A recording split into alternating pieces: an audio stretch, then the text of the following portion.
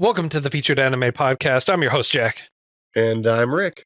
And today we're talking about Rick's choice of Fate Grand Order, the First Order, aka the extended episode. It wasn't that bad. I mean, it was pretty bad, but it wasn't that bad. True.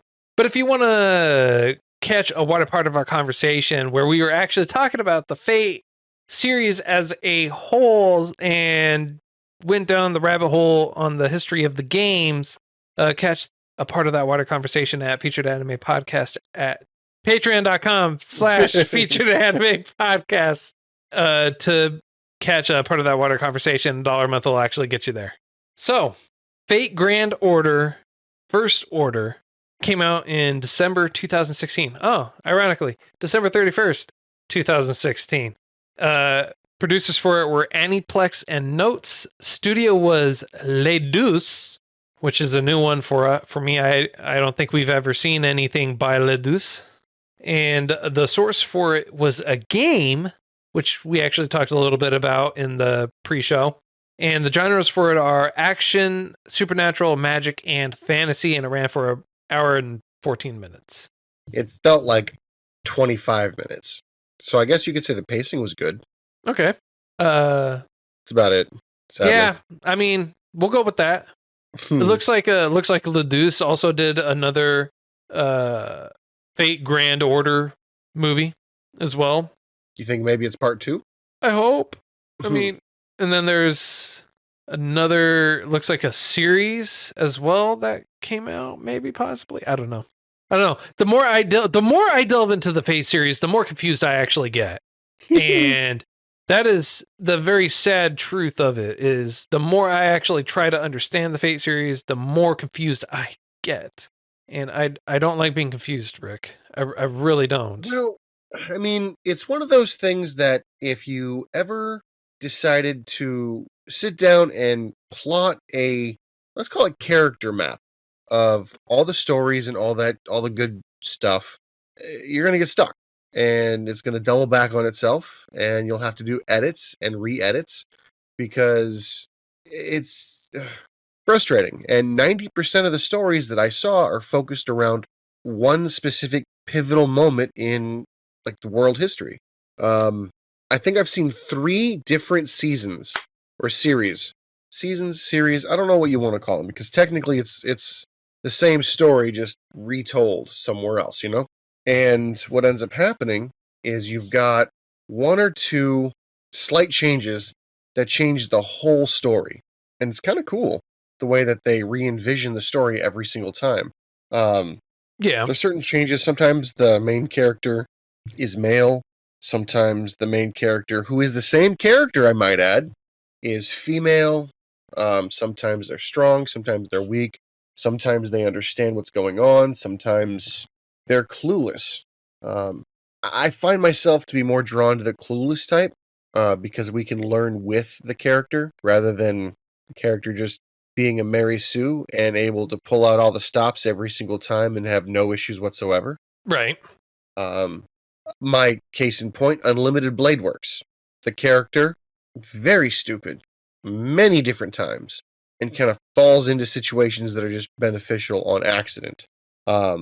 And then when everything is revealed towards the very end, you're like, 5D chess. Okay, I can respect that. 4D chess.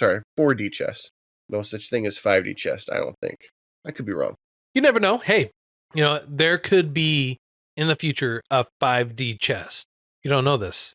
I mean, and with the Fate series, they may create it. Right? They may create this. So here's the core concept though for this is it takes place in 2015, and the Chaldea, I want to say it's pronounced. I thought it was Chaldea. Chaldea. I mean, like, well, child. You can call it child. That's what I thought it was. It's a weird spelling. Yeah. It's I mean, well, first of all, how did you watch it? Did you watch it subbed or dubbed? Subbed. Okay.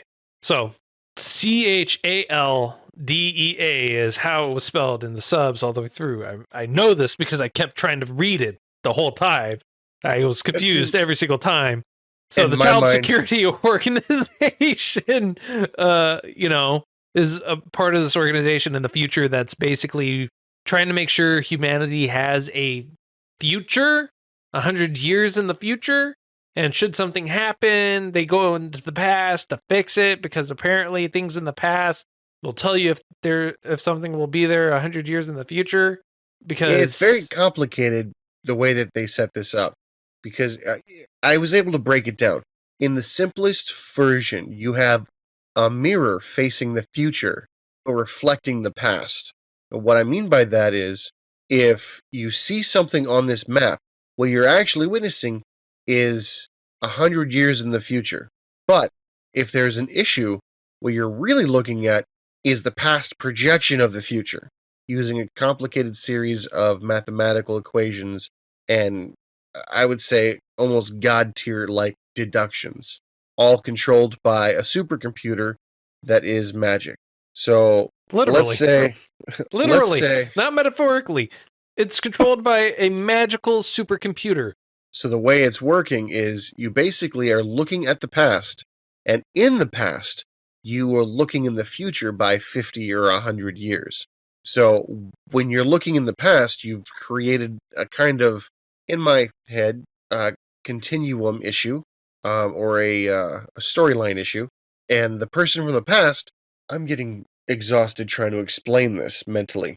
But the person in the past sees this fluctuation, uses the energy of that fluctuation to send themselves information from 100 years in the future.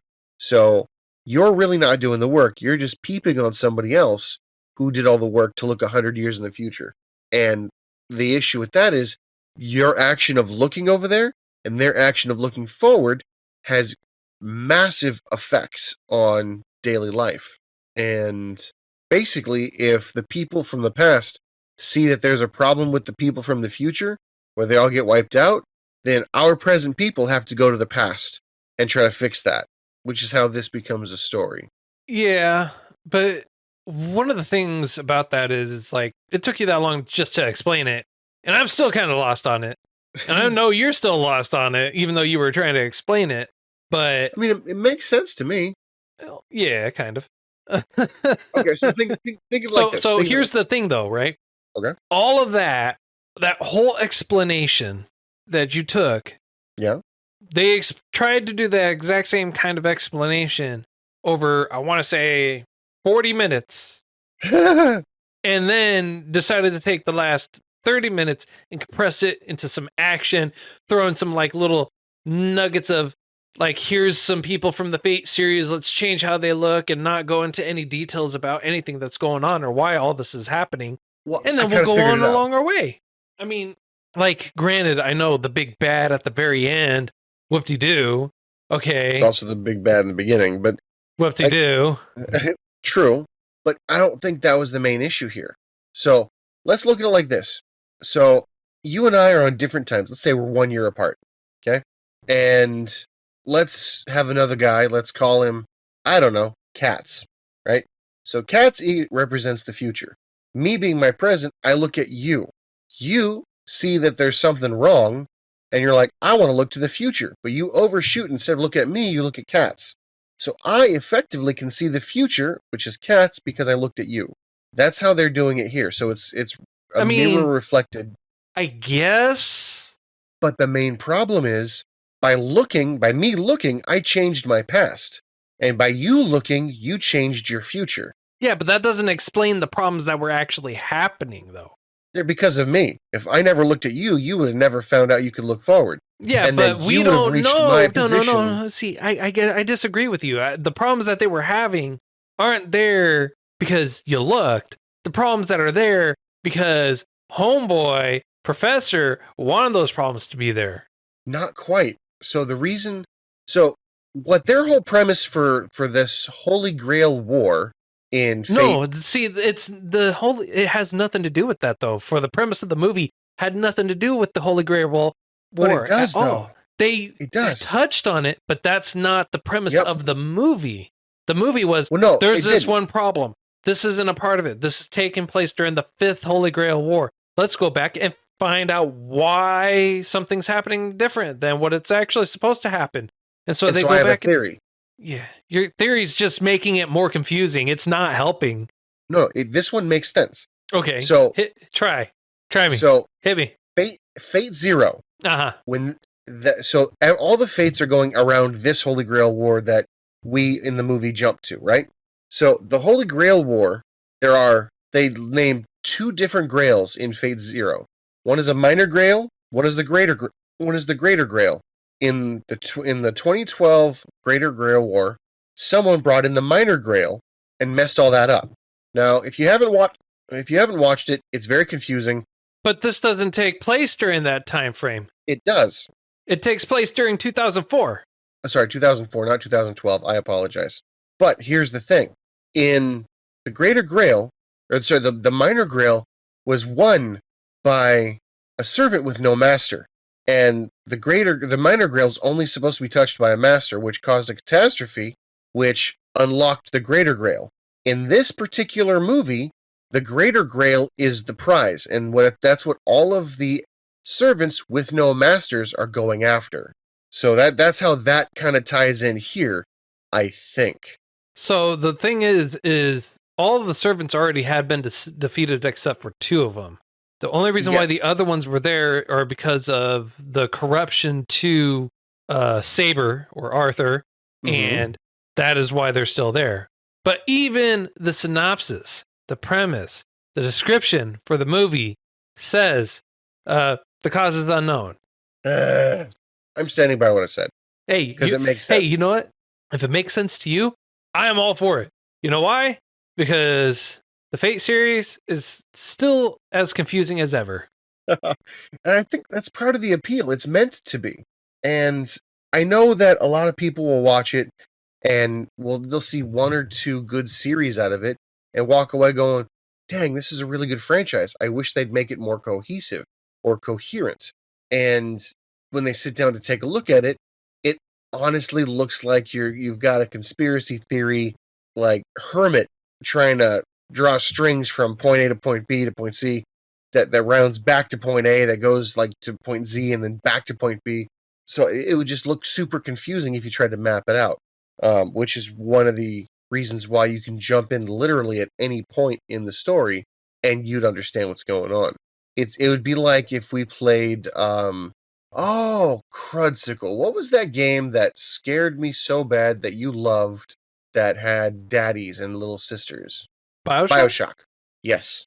It would be like Bioshock. You can jump in anywhere in Bioshock Infinite, Bioshock 1, Bioshock 2. You don't have to watch or play the previous game to make the current game make sense. True. But it does help if you do. Not really. I mean, like, only two of them are really intertwined. The other one's not completely part of the universe at all. But like, it's its own standalone game. It has nothing to do with the other one. So no, I just realized something. That you're confusing yourself more? A little bit. It wasn't Fate Zero. It was Fate Stay and Fate Stay Night. Which one? There was only one Fate Stay, and then there was only one Fate Stay Night. No, there's multiple Fate Stay Nights. You killing me, man. I mean, if you're just saying Fate Stay Night, I mean, like, are you talking about Fate Stay Night? Are you talking about Fate Stay Night Unlimited Blade Works? Are you talking about Fate Stay Night Unlimited Blade Works, the movie? Are you talking...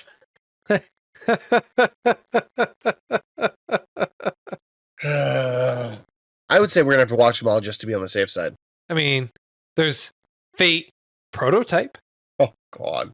Fate Stay Night, the movie Heavens Feels 1. So it makes no sense to me. It makes no sense.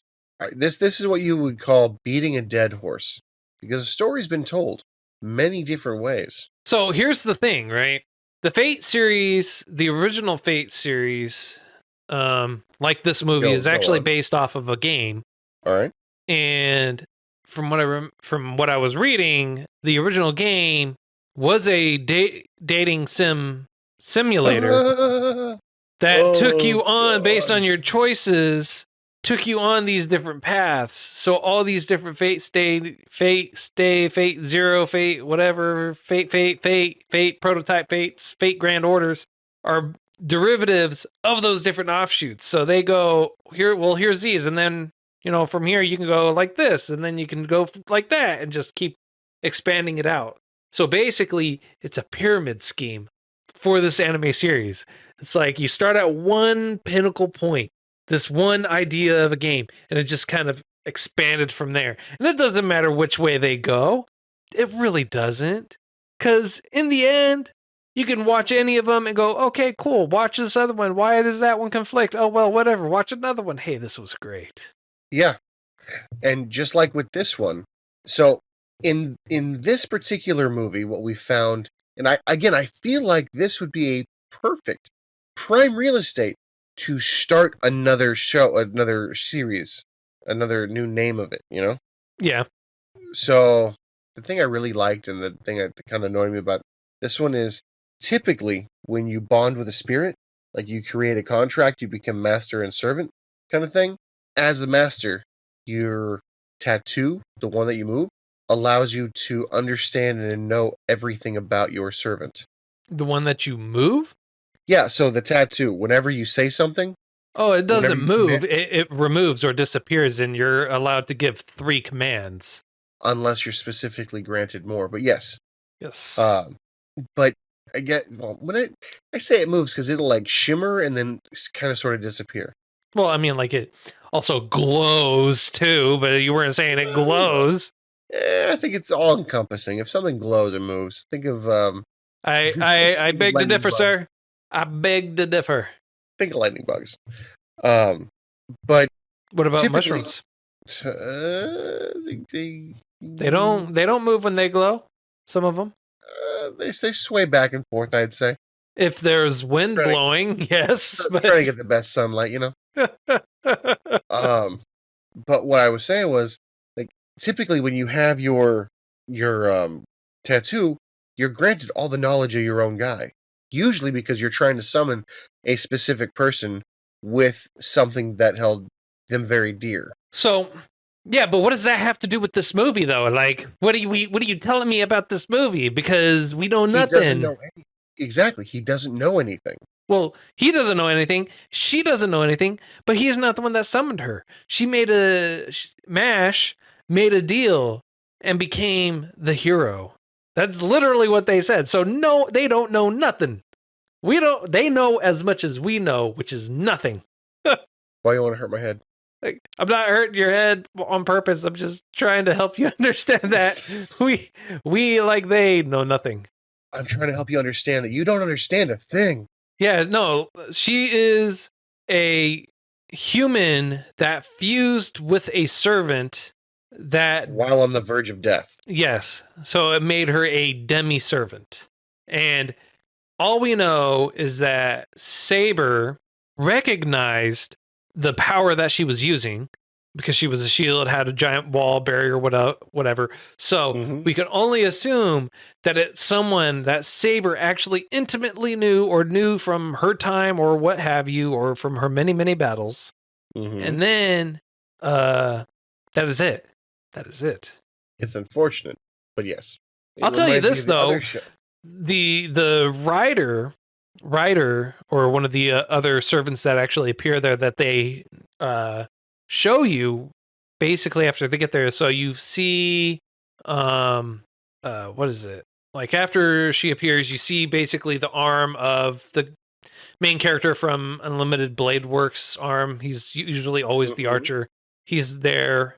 And then you have the druid. The archer that uses blades. Yes. Well, so here's the interesting thing, right? And this is what I got from the movie. Take the guy that was the druid, right? The caster. Yes. He says... Usually very evil. Usually. He says, next time I'm summoned, make sure I'm a lancer. So I think how they summon and the class that they're wanting to summon dictates the kind of powers or abilities that they'll largely be infused with. I don't know. because he's the same guy that is a Lancer in the other series. Yeah, he was a Lancer there, but he's a Druid here. And when he kind of sort of dies, or he says, "When you reincarnate, or when I'm called again, try to make me a Lancer." So I feel like they remember everything, which I would say that they kind of is remember. frustrating. I would say that they remember everything when they're summoned, but I think when they're being summoned is on the verge of their death or when they're dead. Gotcha. So they're constantly, when they're basically dying, they're constantly forever being summoned, not being allowed to truly die. Is what I think. Well, you're entitled to your opinion. Well, I'm just, calling it like I see it. But even you said it wasn't. Your own interpretation is probably wrong, because you can, just like mine is. So I don't know. Well, the reason why I'm saying that is because I remember watching Fate Stay Night and them referencing that, and then when Saber's going back, she's back to her own time. She's actually dying. I remember somehow them referencing that somewhere. I could be completely wrong, which is not far off the mark. They could decide to change it in one of the many timelines that they decide to do. But I'm just saying, this is what I remember. You didn't like what we did? That's fine. That's cool. That's a separate timeline. We're actually doing this one where that didn't happen. It's like, or an event. It is like an adventure book that you get to choose your own ending. And not gonna lie, I enjoyed the trip. I enjoyed the journey, so to speak, even though the destination left me in the middle of a desert with no water, no fuel, no flares, and a tattered, tank top with shorts. Hey, at least you have a tank top and shorts. Yeah. I'm running out there wearing nothing but banana leaves. At least banana leaves reflect the rain. True, but they don't do much else. True. All right. I mean, let's talk about that thing real quick. So, yeah, they were pretty bad. Yeah, the main character was able to be recognized by other people. I feel like in other shows and other series, there's conflict between specific heroes that are well known to have had conflict in their life. Whereas here, there's really the only conflict felt forced between between Saber and our shield hero, for lack of a better term. Yeah. Oh. So. Anyways, I forgot what I was going because I brought up Ryder and then I went on the tangent of Lancer and all that other stuff.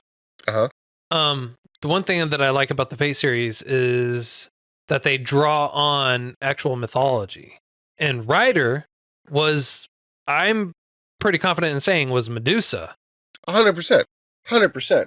I thought it was a nice, unique little twist to say that the statues are still alive with a beating heart. Yeah. All that blood had to come from somewhere, and then she absorbed the blood, which, for the casters class, I would say is pretty normal, considering they require sacrifice, usually human life, in order to achieve certain, let's call them magical feats. Yeah, but she wasn't the caster. She was a different class because the guy who we know who the caster was, blue hair. I thought he was a druid. I didn't realize he was a caster. Well, I say druid because of the Celtic writings that he was using. Fair. So what do you think Medusa was then? I think she was like not the berserker, but I think when they were listing it out, I think she was mentioned as the rider or something like that. Protector, I think. Or something. Yeah. I don't know. Because in order to be a protector, you have to be sort of strong, but her only strength was defense. It felt like they put in 3 or 4 different anime in here to try to make it look good. For instance, I pour all my stats into defense because I don't want to get hurt. Bafumi. Is that the one? Bafumi? Yeah, Bofuri. Bofuri, yeah. Which we reviewed. And... Well, no, this predates Bofuri, huh? Yeah. Yeah, okay, it does. So maybe they took it from here. But I'm saying but a lot. I'm conflicting with what I say a lot. It's because it's just that type of movie. There's a lot that goes on here, and there is... In not a lot of time. They pack a lot of information in, which I appreciated. They did pack a lot of information in there in the span of about an hour and 10 minutes. Fair. So, I mean, like, honestly, I think right now we're just kind of talking in circles trying to figure it out. I think this is going to be something that we kind of maybe have to delve a little bit deeper into, maybe watch another one of, or something like that. I'm not opposed to it. Even as confusing as it is, I like the series. I thoroughly enjoy the series. The thing I really disliked about this particular one is the way that it kind of just tapered off with no real ending, you know? It Yeah. it it tapered off with a well next week on, Yeah. and you're Which like, I didn't like. I hated it. It was annoying. It was one of the most annoying things ever. yeah. I mean, but honestly, I feel like we really can't say too much more. Well, not without like ruining the entire movie. Well, I mean, in general, I don't think we could really say too much. We keep talking in circles trying to figure it out. I mean, True. True. it's not that there's much of the movie to ruin. I think it has more so to do with the fact that we're trying to figure it out, make sense of it, because it was a lot of information crammed into an hour and 10 minutes. And even then, it didn't make sense. And you're left with more questions with a really open ending, not understanding anything really because they told you nothing. It was a slow lead up, led up to some action, and then it gave a very open-ended ending with no resolution. You at the end you find out who the bad guy is. That's it. I mean, you already knew. Like, if you were paying attention, you already knew. Yeah, but I'm This saying was you're the getting the pre-fact. confirmation for it. True. Like Very that's true. all that you're told. It was disappointing. So I know this is going to be one of our shorter episodes. I know that already. But Yeah. so on a scale, sir, of up to 10, how would you rate this? As a standalone, 2. Yes. 2. Okay. Yeah. Because that's how it might as well all of the Fate series needs to be rated as a standalone because it is it is as it is, man. I mean, it doesn't matter which ones you watch. Yeah. Now, if it was the beginning of a series, then they'd be different. But as it stands, a 2. Yeah, 2. I was gonna maybe try to rate it higher because I do want people to watch it because the story it's not bad as a start, but it's been out for a few years and I don't know that a series has happened. No, but it has a sequel movie. Okay, so maybe not a 2. It has a sequel movie that's already out. Yeah, it's called Fate Grand Order Moonlight Lost Room. Then there's Fate Grand Order. I'm not gonna bother trying to say that. Fate Grand Order Camelot, Camelot 2. I mean, like, there's a lot of other material out there for it. Fate Grand Order Babylonia. So, would you still stick with the 2, knowing that there's probably 7 different variations out there? There's another, actually, I take that back. Camelot actually came out last year. And it's an hour and a half long. And then Camelot 2 came out this year for Fate Grand Order. So I'll have to actually watch the other ones. Maybe they got a series of movies coming out that make up the one storyline. So I'll retract my 2. With that extra knowledge, I will give it a 4. Can't go too much higher, but Okay. it's... I give it a 3. I give it a 3, and the reason why I'm giving it a 3 is obviously because it's confusing as hell. I don't understand too much. It just felt... I feel empty on the inside from this movie. I feel hollowed out. I'm hurt more so than anything else. But the reason why I'm giving it a 3 instead of like a 1 or 2 is because MASH. It's my girl. Really? It's my girl. Okay, why?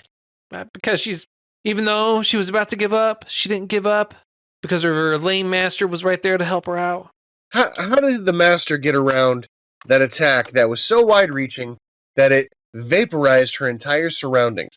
How did he somehow get through that scalding hot attack to help her and support her? Plot magic, sir. And the power of love. Yeah. Plot magic and the power of love. I wondered the exact same thing when I saw that too. I saw that, I was like, how did he get around that? I mean, granted, it wasn't a complete solid barrier of lasers or whatever going around, so he could have jumped in between it, you know, to kind of like scoot in between the laser beams. But anyways, That and the fact that she was able to repel Saber's lasers. Well, technically, Saber has an anti-nation or anti-tank attack. I forget which one it is, but it's one of the most powerful attacks available. Saber's sought to be one of the top 3 classes, strong-wise, like strength-wise, and their Noble Phantasm is the strongest in the game, or in the show. And in this particular instance, they use the old adage, if you have a perfect sword and a perfect shield and they strike each other, who will fail? And the answer is they'll push against each other, essentially. Yeah, the answer is whoever has the better technique. That's true as well. I didn't take that into account. Whoever has the better technique. If basically all things in terms of equipment are equal, it's whoever has the better technique that ends up ultimately winning. True. Very true. So, 3 for me, 4 for you, and so we're going with a choice for me next week. Yes, it is. Which Fate series are we watching, sir? Well, if it comes up on random, then yes, we will be watching it. Oh, dear Lord. Let's see here. It's the never-ending story. Are you sure? The never-ending story? I'm sure part of that must be animated somewhere. Probably. All right. Let's see here. Let's see here. Oh, wow. I haven't seen that in a long time. Is it available? It is available. All right. We'll watch FLCL. It's on Funimation, it's on Crunchyroll, Hulu, it's on the normal places. It's also dubbed, so that way you can listen to it too if you want to. It's at 18 episodes long. It's action, comedy, mecha, parody, psychological, and sci-fi. So, well, I think we found the next one. Indeed. You looking forward to it, sir? I'm not going to say no. I think it'll be intriguing. Have you ever seen FLCL? I don't know. I'll have to see a cutout. Why, have you? Yes, a long time ago. Actually, I think I remember watching it when I was coming out. Really? Yes. How many years ago was that? 20 years ago. 21 years ago. Yeah. Came out in 2000. So I'm looking up there's no, I have never seen this. Okay. It's going to look good though. So, well, that's all the time that we have for today. Hope you enjoyed this week's choice. If you feel like we were entirely too confusing for the Fate Grand Order First Order movie, let us know. Or if you want to impart onto us some knowledge, feel free to do so. You can reach out to us at featuredanimepodcast@gmail.com, at Those Anime Guys on Twitter, Featured Anime Podcast on Facebook, patreon.com/Featured Anime Podcast if you want to catch some of the pre and post content that we usually do. That'll get you access to that starting $1 a month. And if you want to buy some merch, check out shop.featuredanimepodcast.com. And until next time, I'm Jack. And I'm Rick. We'll see you next time.